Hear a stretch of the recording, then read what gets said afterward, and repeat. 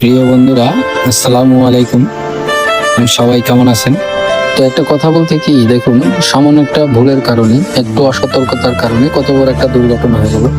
তো এই জন্য আমরা সবসময় থাকবো যে আসলে সতর্কতার মাধ্যমে পরিবার পরিজন নিয়ে যখন আমরা রাস্তাঘাটে বের হই, তো অবশ্যই আমাদের সতর্কতার সাথে থাকতে হবে। এমনকি যারা গাড়ি চালায়, ড্রাইভার, রিক্সা চালক, তাদেরকে অবশ্যই বলতে হবে যে ভাই, আমাদের এত আর্জেন্ট যাওয়ার দরকার নেই, একটু দেরি হোক, কিন্তু সুষ্ঠু স্বাভাবিকভাবে আপনি গাড়িটা চালান, সাইড দিয়ে চালান, আস্তে চালান, এভাবে একটু সতর্কতা করবেন।